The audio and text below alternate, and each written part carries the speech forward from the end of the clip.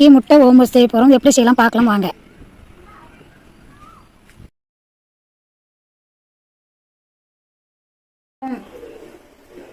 மாவுத்துக்குள்ளே மைதா ready பண்ணுவாங்க.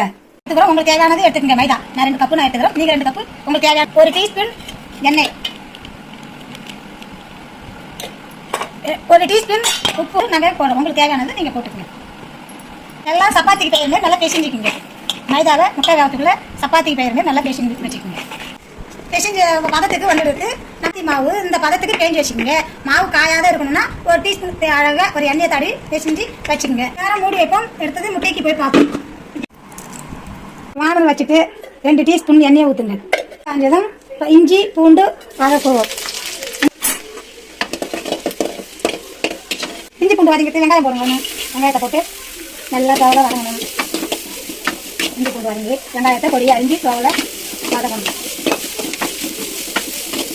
வெங்காயம் பொண்ணூறுவா வதங்கணும். இதில் வந்து உப்பு போட்டாலும் சீக்கிரம் வதங்கும். அடுத்தது கோசை போட்டு நல்லா பொண்ணூறுவா வதங்கணும். கோசை போட்டு அடுத்தது கோசை போடணும். கோசை போட்டு நல்லா பொண்ணூறுவா வதக்கணும். இப்போ பச்சை மிளகாய் போட்டு வதங்கணும். பச்சை மிளகாய் போட்டு நல்லா பொண்ணூறுவா வதக்கி அதுக்கு போடுங்க. நம்மளுக்கு தேவையான அளவு உப்பு போட்டு வேண்டியதான். நம்மளுக்கு தேவையானது மஞ்சள் தூள் லைட்டாக போட்டு வேண்டியதான். நம்மளுக்கு தேவையான அளவுக்கு ஒரு மஞ்சள் தூள் லைட்டாக.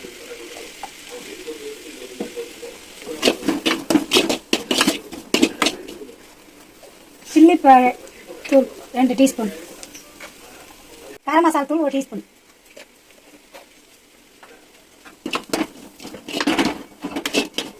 நல்லா வதக்கணும்.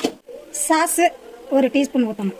சாஸு நல்லா வதக்கி முட்டை பொடியாக அரிஞ்சு வச்சுதான் இதில் கொட்டி முட்டையை நல்லா பொடியாக கோசை அரிஞ்சு வச்சு இதில் போட்டு நல்லா வதக்கி தோவெல்லாம் நல்லா வதக்கணும்.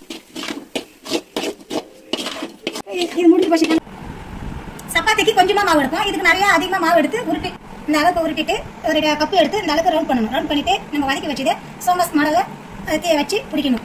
இப்போ இருக்கிற மாவு இதேமாதிரி ரவுண்ட் பண்ணி எடுத்து எல்லாத்தையும் வச்சுக்கணும். அப்புறமா அந்த இது தீனிலாம் அழகாக வச்சு செய்யலாம். இப்போ வதக்கத்தை எடுத்து இதில் வச்சு மடிச்சு விடுவோம்.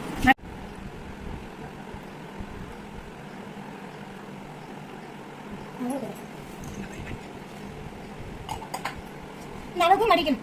வச்சுட்டுங்களா? வச்சுட்டு இது ஒரு ஆவி வேக்காடு வந்தோடனே எடுத்து எல்லாம் சாப்பிடலாம். அழகாக முட்டை ரோமஸ் ரெடி.